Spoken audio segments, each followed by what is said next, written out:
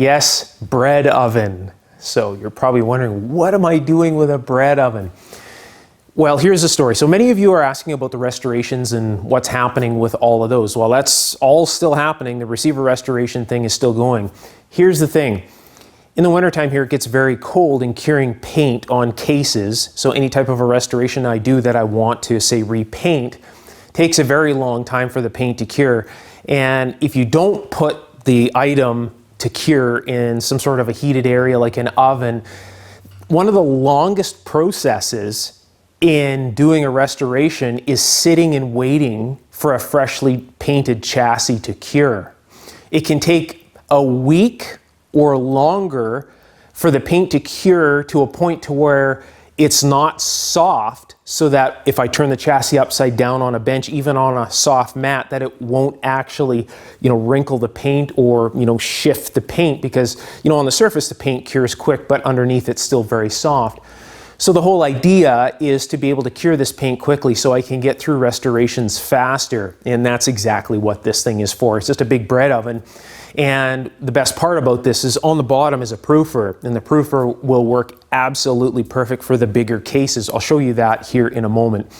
Now, in behind the scenes, there's lots of stuff going on. When you don't see me on camera, I'm extremely busy doing all sorts of things, and getting something like this working is just another huge project.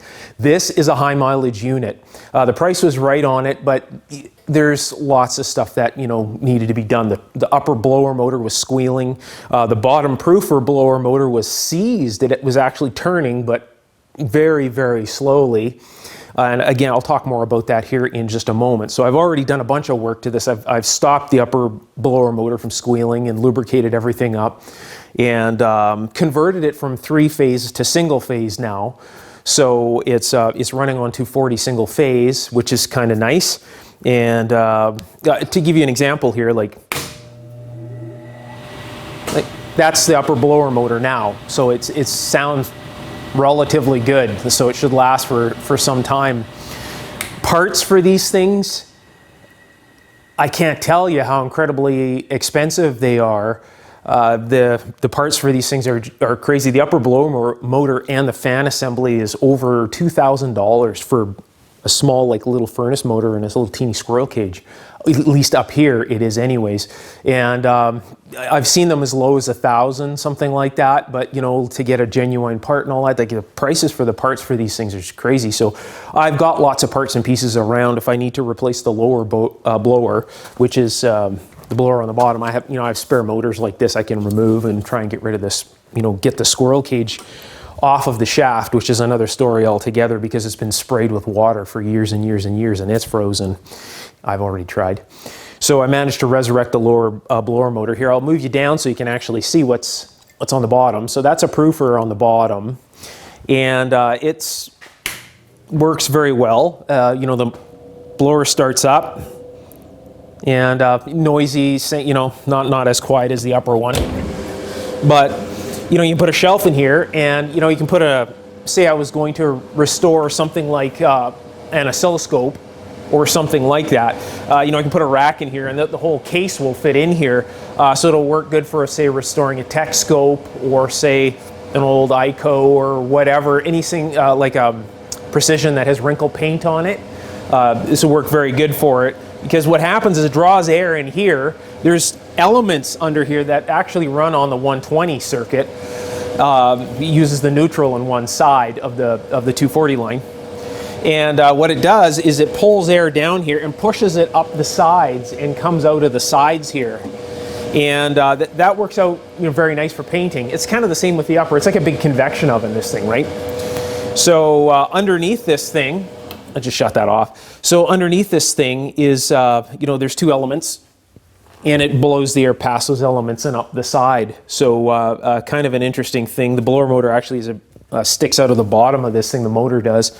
And this was so seized, was hardly moving. There's a little spray nozzle in here for the humidity, and it sprays that squirrel cage with basically just water, sprays it with water, and then of course that goes in there and it blows it up the side as a proofer, right? So of course this thing sees some pretty hard time, and it has seen a hard time. So the blower motor is working okay. it could use replacement. When I first got this, I tried to get the blower, the squirrel cage assembly off. I heat it with a torch and everything, tried to pull it off that shaft. And even just undoing the little set screw in the side that's, this thing is frozen, right? And if you look up the prices for blowers and the little motors on these things, for the lower one here, I think the lowest I've seen is about between $500 and $700 just for that little motor and a blower for this thing. So, and they seem to go up from there. So I don't know, unless I'm not finding something. Anyways, so yeah, pricey unit to work on, but you know, it'll do the job. So as I say, I've got spare motors and things like that. So I'm just trying to use what I have to bring this thing back to life, because it's, you know, it's just going to cure paint, right, and heat parts up. So that's what this thing is, and that's what's going on in the background. So nice big magnetic handles on this thing. You know, the upper unit is gets very, very hot. So this thing here, you know, will go to 425 on the top here. On the bottom, it only goes to 250, and you know, it's, you know, the racks are removable. So if I need to heat anything, you know, quite a bit hotter, it would have to be smaller up here. It would fit in the top here, but it, you know, it's quickly serviceable. You know, for an oven, it's a great oven to quickly service. If something goes wrong, things just come out right now, and you can get a new part, put it in, and away the thing goes. So that's kind of nice. It's just you know, sourcing those parts, right? So anyways, that's what's going on with this thing. So, you know, I could take you through the entire process of me converting this thing. I still have a lot of work to do on this thing, but the more I make videos on things like this, the less time I have to make videos on things like our actual restorations. So I'll probably just power through this and get this thing all done, replace the fans and clean it out. And to give you an idea of what's inside this. So this is on the top, right? This is the top panel. That fits on the top here. That's what's inside it. And now think a blower motor on the top is living in that, and the fans are living in that. Everything is living in that. Just me holding this is like putting lines on my fingers. So that's all inside this area here. There's relays up, and there's a big relay that turns the 240 elements on the top here. And it clicks on and off with the temperature, you know, the temperature control down here. There's a big circuit board behind this, but I mean, there's a lot of stuff to do to this. So as I say, I'll just probably power through this and get this done so I can get into the restorations. And the nice thing about it, it's got nice glass windows on the front. So here's a really neat thing about this. If you've ever seen, I did that chassis for the BC348. I did that chassis with a wrinkle coat paint on it. And that wrinkle coat paint is really neat to watch it actually do its thing. It gets to a certain point when you put it into an oven. It gets to a certain point, and then it kind of just, I guess, almost flashes off. It just goes like this, and the whole thing just wrinkles all at the same time. It's a really neat process to watch. So what I'll probably do is when I do a wrinkle coat paint job and I put it in here, because it has the glass door, right? I can focus the camera through it, and I'll show you that actual point where it's kind of like the shininess goes away. The shininess just appears, and then it just kind of, the wrinkle just kind of crawls all over it as the paint wrinkles. It's a really, really neat process to see. So I can show you that here when I'm doing this with oscilloscope chassis or cases, and you know, whatever chassis I paint with different types of paint. I can show you that entire process of what it looks like when it actually does that, when it actually switches from a nice glossy finish to, say, a wrinkle coat or whatever. So, you know, good purpose, good intentions with this thing. So that's what's going. So yes, the receiver restoration series is still happening. It's just things like this are in the way. It gets very cold in the winter here, and paint just won't cure out here, right? And of course, you know, I don't want to have paint that's uncured hanging out in the lab, because it just, you know, as it's curing, it stinks.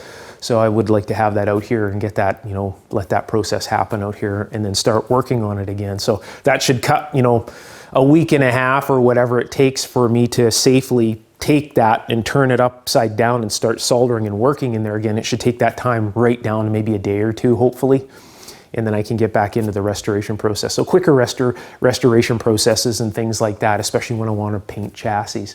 So that's what's going on with this thing. Again, I could take you through the entire process. If you'd like to see it, let me know. And if I get enough requests, maybe I'll make some short videos on going through the process of converting this thing. I've already done a bunch, and I've already fixed a whole lot of this thing. So, but there is still a lot to go behind the scenes here, so I'll be busy fumbling away on this paint / bread oven, which is now going to be just a paint and parts heating oven.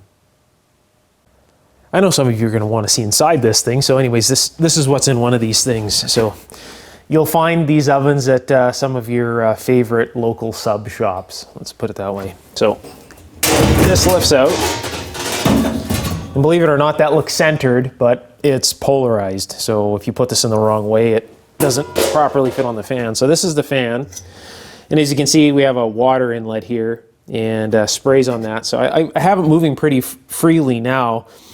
In order to resurrect this, I actually had to tap the bottom portion. There's a cover on the lower bearing. Had to tap the bearing in, actually caved it in with a small hammer in order to just to get it to spin like that. So this is on this shaft like you wouldn't believe. This just does not want to come off. So even getting that little screw out of there that's tightened onto the shaft is just, it's in there like crazy. I heated this thing extremely hot without, you know, trying to damage this thing, right? So anyways, I have replacement motors, and if worse comes to worse, I will get that shaft out of there. It's just I don't want to damage the little squirrel cage if I don't have to. The thing's working okay right now, right? You know, it spins up all right. Elements on the sides here, and as you can see, so basically pulls air down, pushes the air out this way past the elements and then up the side of the unit. That's what's in here. These little lights are all replaceable. These are loose, but you just unscrew the little glass cover here and you can replace the light bulb and put that in. So that's what's in here. And again, water inlet, so that's why this thing is the way it is. So this just fits in the bottom like so and pops into place and keeps that nice and covered. So this unit will never see water again, right? You know, so there'll be no water sprayed in this thing. It's just going to be, again, used to dry things, so I don't have to worry about that corrosion and all of that stuff happening in there. When I got this thing, I got it with a full load of trays as well. So, you know, I can put a tray, you know, however many trays I need to, you know, cure different, you know, items. So if I wanted to cure 2 items, I could put one on one tray and another tray and another on another. So that works out very nice. So that's what's in here. I'll show you what's in the top and all that gunge. You'll see what I mean here in a moment. I'll show you some of the scariness that lives in the top of this thing. So this is all stuff that needs to get addressed before this goes back together. I got to climb a ladder here to get above this so I can show you. It's a pretty tall unit. So that's what it looks like in the top side. So lots of gunge. So that fan moves, but somewhat barely. This I managed to stop from squealing already. I've just converted this thing to single phase. So what I need to do now is, you know, mount a cord in the back there and wire it in. Again, this is just set up for me to quickly try everything out. Relay for the upper elements right here. That thing goes clank every time the 240 is applied to the elements. So you can see lots and lots of cleaning in here, possibly some rewiring to do. The whole thing really is some form or variation of what you see up here inside. I'll show you the controls and stuff from the side too. That's some pretty interesting gunge in there. Here's a look into the side about midway down. You'll see here in a moment. So there is the circuit board there. That timer, actually, you see that right about there. Looks pretty fresh, so it's probably a newer unit. This fan in the back here was completely solid, didn't move at all, so I just moved it around a little bit and it started spinning, and then it blew all of the crust from inside the fan into here, so I'll have to clean all of that out. The upper portion of the oven up here is very well insulated. Here, I'll just move you around to see that. So it's very well insulated. You can see on the top, right? It's got insulation there, but what's on the bottom? The proofer has no insulation, so possibly somebody has removed that. So I may insulate that. I don't know. I'll look into it a little more before I make any decisions on that. So I don't know if you can see in there the length of the board. So quite a large circuit board area in there. I'll get some more light on this. Lots of wiring. There's that new looking timer at the front there. It's about the cleanest thing in this. So that's that. And you know, just lots of stuff that needs to be cleaned up. There's just, you know, tons of crust in that corner right there that yeah, just basically burnt bread and things like that. I'll take you around the back side and show you the back and what I mean by, you know, plugged fans and such. This is the rear side of the unit here. That fan was plugged completely solid, so I actually spun that up with my finger inside and started rotating again, surprisingly. And of course, as I mentioned, it blew all the crust onto the inside, so I have to clean that up.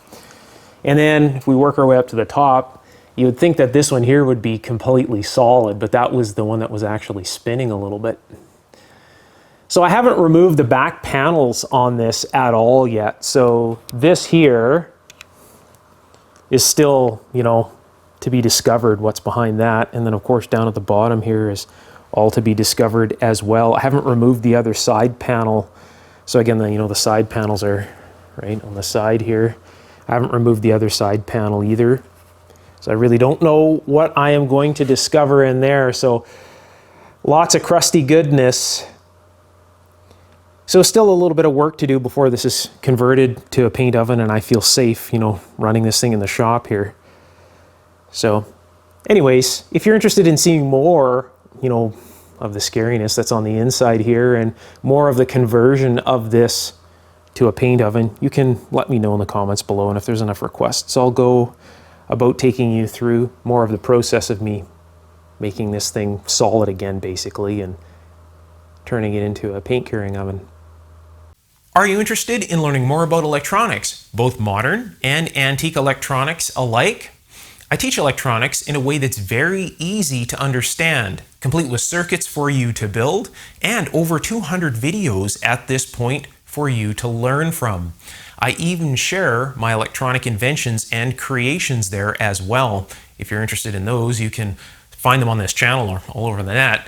So there's lots of stuff for you to learn from. Circuit diagrams and plans and circuit board layouts and component layout maps, and all of that stuff is available in my electronics course for the circuitry that I teach you on and the inventions that I release. So you're definitely going to want to check out my ongoing electronics course on Patreon if this sounds interesting to you. It's extremely affordable, and I'm there to pass my electronics knowledge on to you. That's why I'm here as well. Definitely check it out. I'll put the link just below the video's description under the Show More tab, and I'll pin the link at the top of the comments section. So if you click on one of those links, it'll take you right there.